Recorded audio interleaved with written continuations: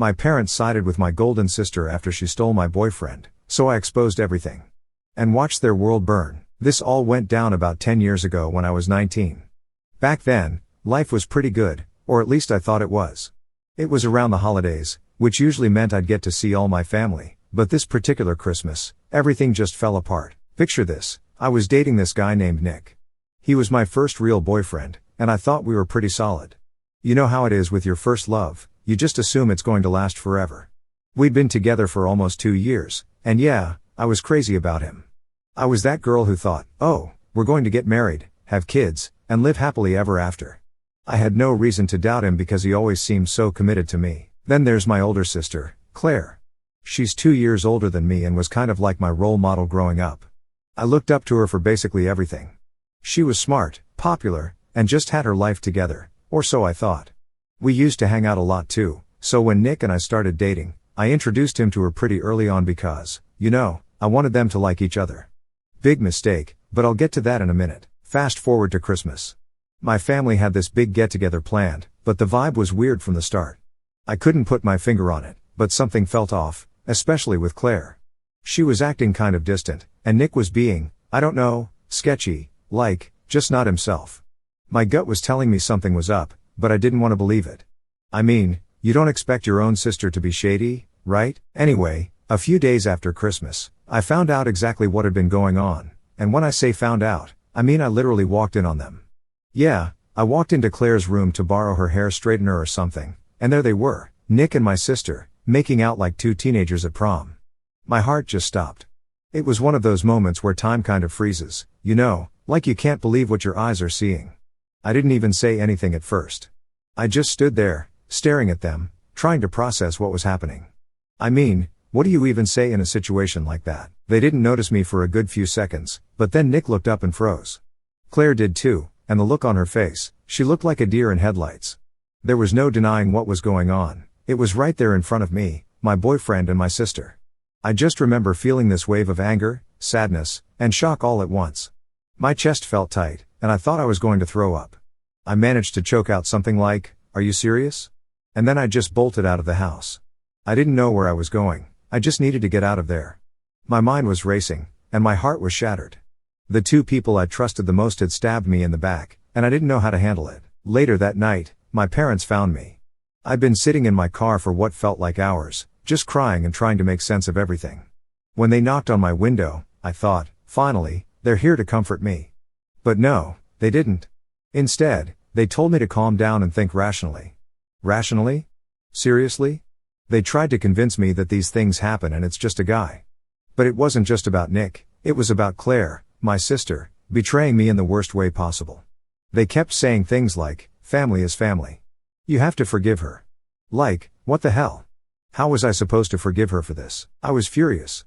I felt like I had been tossed aside, like my feelings didn't even matter. It got even worse when Claire had the nerve to come to me and say, "I'm sorry, but we didn't mean to hurt you. Nick and I just have feelings for each other." Feelings for each other? Are you kidding me? They'd been sneaking around behind my back, and now they were in love? I couldn't even look at her. I told her she was dead to me and that I never wanted to see her again, and I meant it. But of course, my parents weren't having it. They kept pushing the whole family forgiveness thing, saying I was being dramatic. My dad actually told me to grow up, my own dad. It felt like I was losing my entire family in one go. I couldn't believe they were siding with her. It was like I didn't matter at all. I'd lost my boyfriend, my sister, and now my parents too. I was alone. For months, I didn't know how to cope. I was depressed and just numb. I stopped talking to everyone. I'd go to work, come home, and just stay in bed. I'd cry until I couldn't anymore. The only person I really had during that time was my best friend, Sam. She was the one who made sure I was eating, made sure I was getting out of bed, but it wasn't enough. I couldn't shake the feeling that I was worthless, like maybe they were right and I was just being dramatic. Eventually, it all got too much for me. One night, I just broke. I didn't see a way out of the pain, and I thought the only way to make it stop was to end it. So, I wrote this long letter explaining everything. About Claire, about Nick, about how betrayed I felt by everyone, and I scheduled it to post on Tumblr after I was gone. Then I swallowed a bunch of pills, lay down, and just waited for it all to be over. But Sam, being the amazing person she is, found me. She called 911, and I guess they got to me just in time because I woke up in the hospital the next morning. I was groggy and confused, but I was alive. They put me on suicide watch after that, and honestly, it was the best thing for me at the time. I needed help. I needed to be away from everything and everyone who had hurt me. My grandparents were the only ones who visited me while I was there, not my parents, not Claire, just my grandparents. They didn't try to force me to forgive anyone. They just sat with me, let me talk, and actually listened. They saved me in more ways than one. They picked me up when I got discharged and took me to live with them. I cut off everyone else, and for the first time in months, I felt like maybe I could start to heal. After I got out of the hospital, like I said before, my grandparents took me in. I can't even explain how grateful I am for them. They didn't try to force anything, didn't push me to talk about stuff if I wasn't ready. They were just there for me. I was still struggling a lot mentally, but for the first time, I felt like I had some kind of support system. But even though I was safe and in a better environment, the fallout from everything was just getting started. I had completely cut off my parents and Claire. I blocked them on everything, Facebook, Instagram, my phone, all of it. I didn't want to hear a single word from them. I was done. They didn't care about me when I needed them, so why should I bother? But while I was trying to heal and move on, my best friend Sam was out there, pissed off on my behalf. She was fuming about what happened and wasn't going to let them off the hook so easily. I didn't know it at the time, but Sam was planning her own little revenge. One day, out of nowhere, she texted me, "I did something, but I think you'll like it." I was like, what did you do? She goes, "Don't be mad, but I shared your note, the one you posted on Tumblr." I made sure everyone saw it. I was kind of shocked at first. Like, I didn't want to air my dirty laundry to the world, you know? But the more I thought about it, the more I was like, screw it. If they didn't care about how they made me feel, why should I care if people know what they did? And when I say Sam shared it, I mean she tagged my parents, Claire, and Nick in the post and called them out. She went full savage. The post went viral within our little circle. Sam had over 1,000 friends on Facebook, and people started sharing it like crazy. I had no idea how many people knew about what happened until I started getting texts from random high school friends, old coworkers, even people I barely knew. Everyone was coming out of the woodwork to tell me how messed up my family was, how much they felt for me, and how they couldn't believe Claire and Nick did what they did. But that wasn't even the craziest part. It wasn't just people I knew who were mad, it was people they knew. My mom had this reputation in her church as being this perfect, wholesome lady, and when people in her congregation saw what happened, they were furious. They actually kicked her out of the church, like, straight up told her she wasn't welcome anymore because of how she treated me. Imagine getting excommunicated from your own church over something like that. I heard she tried to apologize or explain herself, but nobody wanted to hear it. She got labeled a hypocrite, and that was it for her social life. My dad, he lost a ton of his friends too. They were disgusted by how he sided with Claire and how he told me to just get over it. Some of his closest friends just straight up cut him off. People saw him as this cold, heartless guy, and they didn't want to be associated with him anymore. And Claire, oh man, Claire got it the worst. I don't even know how she managed to leave the house after what Sam posted. People were calling her a homewrecker, a backstabber, you name it. Some of her closest friends ditched her, said they didn't want anything to do with someone who would betray their own sister like that. I heard she got into arguments with people in public, like at the grocery store, because people would recognize her and call her out. I'm not going to lie, part of me was happy to hear she was getting what she deserved. It was like the universe was finally giving her a taste of what she'd done to me. Nick wasn't off the hook either. His family is super religious, like, go to church every Sunday religious, and when they found out what he'd been doing with Claire behind my back, they freaked. His parents sent him away to some retreat or something to find God again. He was gone for months, and when he came back, he and Claire had broken up. I don't know the details, but I can guess he probably couldn't handle all the backlash, and it drove a wedge between them. Good riddance. During all of this, I was just trying to focus on myself. My grandparents had gotten me into therapy, and I was starting to make some progress. It was slow, but I was getting there. I wasn't interested in what was going on with my family or how miserable they were, at least, that's what I told myself.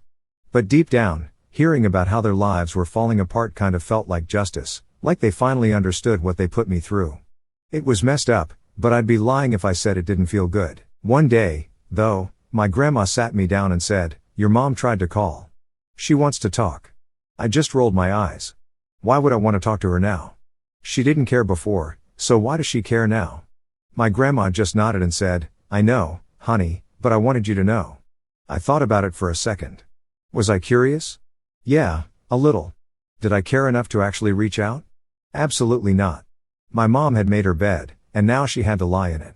I wasn't about to give her the satisfaction of thinking she could just come back into my life after everything she did. It wasn't just my mom trying to reach out, either. Claire had sent me a message on Instagram. Yeah, I forgot to block her there. She was trying to apologize, saying how sorry she was and how she never meant to hurt me. I didn't even read the whole message. I just deleted it and blocked her. I had nothing to say to her. In my eyes, she was still dead to me. After that, things started to quiet down. The frenzy around Sam's post eventually died down, and people stopped talking about it. But the damage was done. My parents were basically social pariahs. Claire had to move to another town because she couldn't handle the constant reminders of what she'd done.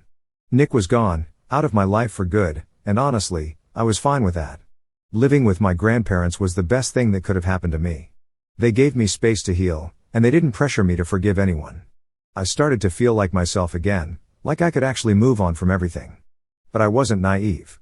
I knew the pain of what my family had done would always be there, somewhere in the background. It was like a scar, it would fade over time, but it would never fully go away. I didn't need them, though. I had my grandparents, I had Sam, and for the first time in a long time, I felt like I was building a life that was actually mine. After everything went down and the dust started to settle, you'd think life would just go back to normal, right? But it didn't, not even close. I was living with my grandparents, which was honestly the best thing that could have happened, but the whole mess with my family and Claire still weighed on me. I guess you don't just move on from that kind of betrayal easily. My therapist was really helpful during this time. She wasn't some miracle worker or anything, but she helped me figure out how to process the anger and sadness without letting it eat me alive. It's weird because even though I had completely cut my parents and Claire off, they still found ways to creep back into my thoughts. I would randomly start thinking, how could they do this to me? How could my own family choose her over me? Even when I didn't want to care, it was always there, you know? It's hard to explain. I tried to focus on rebuilding my life. I got a new job, met some new friends, and even started going back to school part-time. For a while, I was just doing whatever I could to distract myself. I wasn't trying to deal with any of the feelings I had toward my family. I thought that if I just kept myself busy, maybe I could forget about it all. But yeah, that's not how things work. One night, I was scrolling through Instagram, just mindlessly, like you do, and I stumbled on a post from one of my cousins. I hadn't really kept in touch with that side of the family since everything blew up, but curiosity got the better of me. I clicked on the picture, and there it was, a family reunion. Everyone was there, smiling, having a great time, everyone except me. Now, don't get me wrong, it wasn't like I wanted to be at that reunion. There's no way in hell I would have gone, even if they begged me. But seeing that picture made me realize just how much I'd been cut out of their lives. It was like I didn't exist anymore. My family had gone on without me, and they didn't seem to care. It was like I'd been erased. That hit me harder than I thought it would. I ended up venting to Sam about it the next day, and she was like, screw them. You're better off without people like that. You've got your own life now.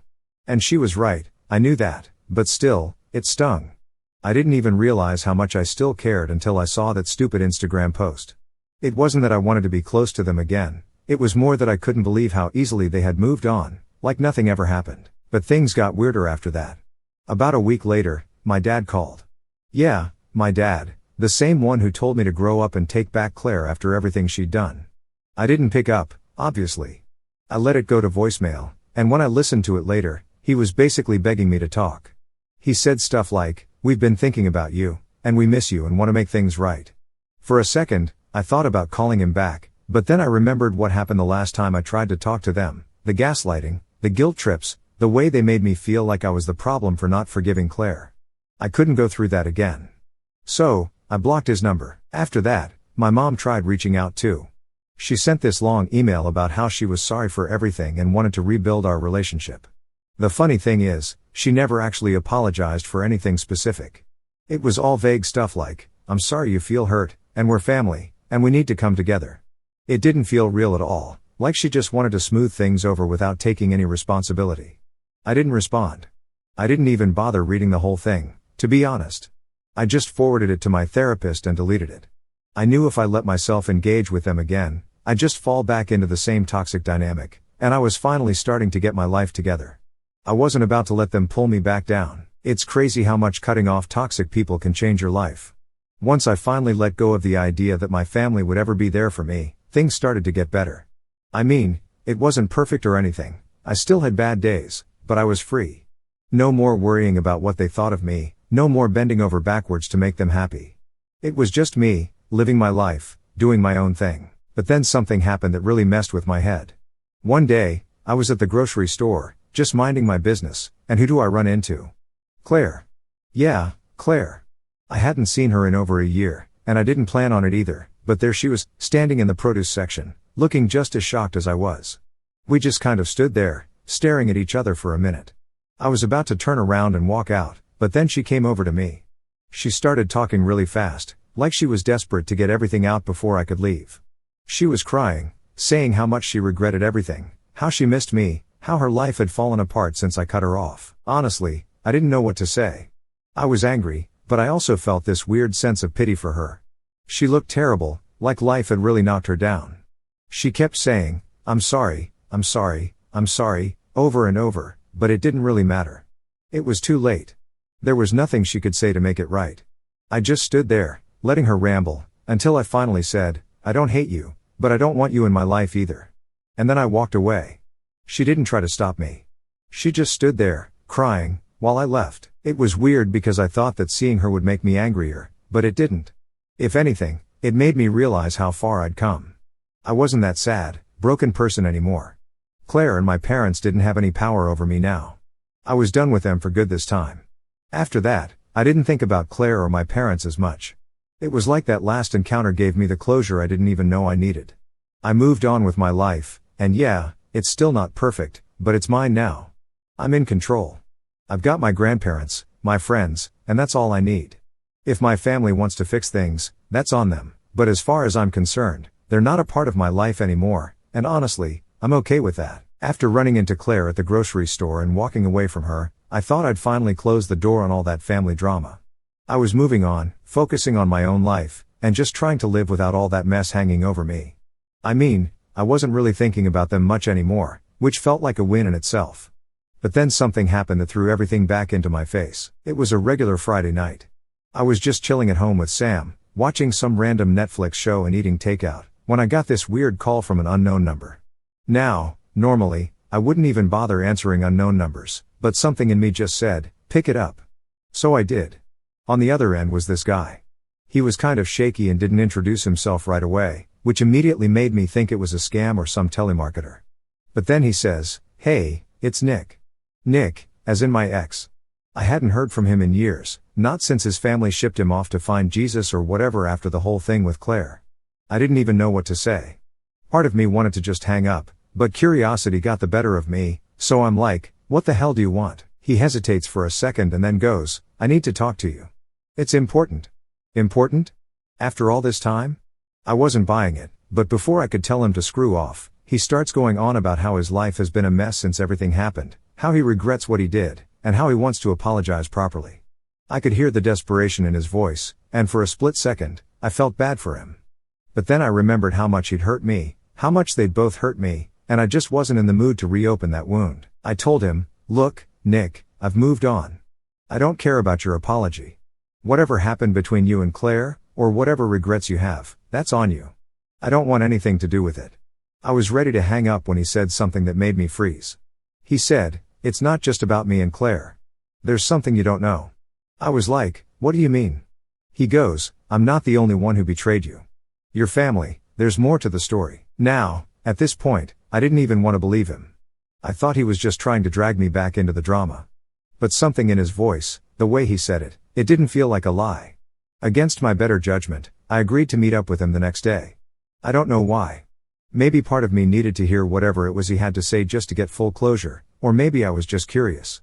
Either way, I was about to walk into something I wasn't prepared for. The next day, we met up at a coffee shop. I hadn't seen Nick in so long, and when I did, he looked different, like life had chewed him up and spit him out. He was thinner, had bags under his eyes, and just looked worn down. Part of me wanted to feel sorry for him, but the other part remembered how he betrayed me, so I kept my guard up. We sat down, and there was this really awkward silence for a minute. I could tell he didn't know how to start. Finally, I was like, "You said there's something I don't know, so just say it." He took a deep breath and started talking, and what he told me, well, it completely blindsided me. Apparently, my parents knew about Nick and Claire way before I found out. They'd known for months, maybe even longer. And not only did they know, but they actually approved of it.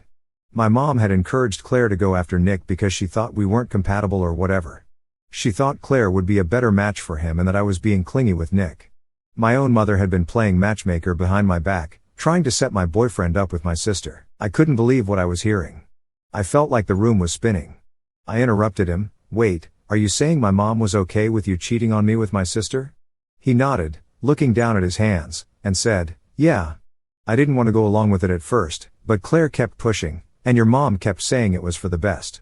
I know that doesn't excuse anything, but I didn't think you knew. I just sat there, staring at him, my mind racing. All this time, I thought the betrayal was just between Nick and Claire. I had no idea my mom had been orchestrating the whole thing behind the scenes. I felt like such an idiot. How could I have missed that?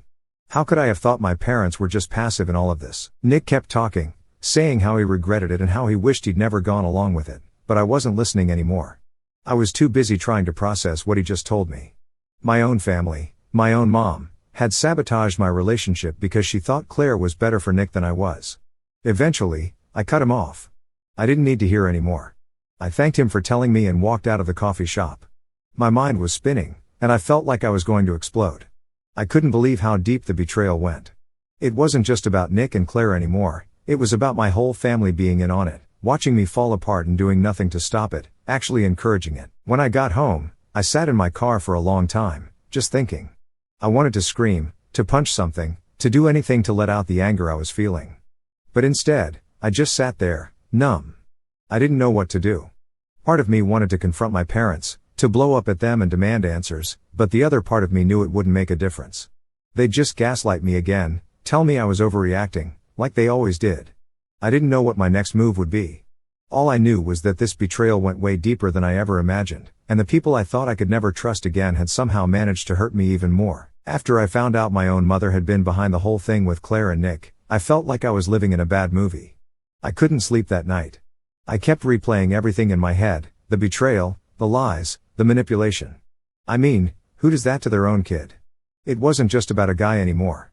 This was about my entire family, my own mother, actively trying to screw me over and thinking it was okay. I woke up the next morning feeling like I was going to explode. I didn't care about moving on or staying calm anymore. I was pissed, and I needed answers. So, I did what I knew I probably shouldn't. I drove over to my parents' house. I hadn't been there since I'd cut them off, but I couldn't just sit around anymore. I needed to know why. When I got there, I didn't even bother knocking. I had a key, so I just let myself in. My parents were in the kitchen, making breakfast like it was any other day, completely unaware of the bomb that was about to drop. They looked shocked to see me, especially my mom. My dad kind of gave me this awkward smile, like he wasn't sure if he should be happy I was there or scared. I didn't waste time on small talk. I just blurted it out. Did you know about Claire and Nick? Did you set them up? My mom's face went pale. She didn't answer right away, and I could see the gears turning in her head, trying to figure out how to spin this. My dad looked confused, like he didn't even know what I was talking about, but my mom, she knew. Why does that matter now? She finally said, trying to brush it off like it was no big deal. I lost it. I slammed my hand down on the table and shouted, why does it matter? Are you serious? You ruined my life. You stood by and watched while I was falling apart, and you did nothing. You let Claire and Nick hurt me because you thought it was for the best. My dad's face changed when I said that. He looked at my mom, like he was piecing it together, like he hadn't known the full story either. What is she talking about? He asked her. My mom tried to calm me down. She started talking in that condescending voice she always used when she thought I was being dramatic. She said, you were too attached to Nick. It wasn't healthy. I thought if Claire was with him, you'd finally see that he wasn't right for you. I didn't mean to hurt you. I was doing what was best for you. That's when it clicked for me. She didn't even think she'd done anything wrong. In her mind, she was helping me by destroying my relationship and pushing Nick toward Claire. She wasn't apologetic. She wasn't sorry. She was justifying it, like she was some kind of hero in this twisted story she'd written. I turned to my dad and asked, did you know? He looked at me, then at her, and said, no, I didn't. I had no idea she was involved. He looked like he was about to be sick, like I'd punched him in the gut. At this point, I didn't even care anymore. There was no excuse that could make any of this okay. I was done trying to understand. My mom kept talking, trying to explain how she was just looking out for me and doing what she thought was best, but I wasn't listening. All I could think about was how I'd spent so many months hating Claire and Nick when the real mastermind behind all of it was sitting right in front of me the whole time. "I can't believe you," I said, cutting her off mid-sentence.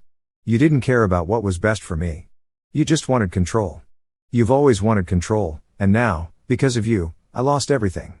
I could see that my dad was starting to get angry too. He stood up and said, "Why didn't you tell me any of this? Why would you go behind my back like that?" But my mom was still stuck in her own little world, defending herself. "I didn't think it mattered," she said. "Claire was better for Nick, and I was trying to protect our family. I couldn't take it anymore." I told her straight up, "You didn't protect anything. You destroyed it. I will never forgive you for this, ever." And with that, I walked out of the house. I could hear my dad yelling at her as I left, but I didn't stick around to hear the rest. I was done with all of it. On the drive back, I felt weirdly calm. I think I'd expected to feel more, I don't know, relieved, like confronting her would give me some kind of closure, but it didn't. If anything, it just solidified what I'd already known. I couldn't trust my family, not my mom, not even my dad at this point. They weren't the people I thought they were, and they never would be. When I got back to my grandparents' place, I told them everything. They were shocked but not surprised, if that makes sense. They'd always had their suspicions about my mom, but they hadn't wanted to interfere. They were supportive, though. My grandpa gave me a hug and said, "You did the right thing by confronting her, but you don't owe them anything. You've got your own life to live now." And he was right. I did have my own life to live. I'd spent so long being angry and hurt, but at the end of the day, the only thing I could do was move forward. I couldn't change what my family did, but I could change how much space I let them take up in my head. I haven't talked to my parents since that day. My dad sent me a couple of texts, trying to apologize, but I never replied. As for Claire, I haven't seen or heard from her since that day in the grocery store, and Nick, he's just a ghost from my past now, someone I don't think about anymore. What I've realized through all of this is that sometimes the people who are supposed to love you the most can hurt you in ways you never expected. But that doesn't mean you have to let them keep hurting you. I've built my own life now, surrounded by people who actually care about me, my grandparents, my friends, Sam. They're my real family. They're the ones who stuck by me when everything fell apart, and now, I'm finally at peace. It took a long time, and it wasn't easy, but I'm okay with where I am. My family might still be out there, living their lives, but I'm living mine too, and for the first time in years, it feels like mine.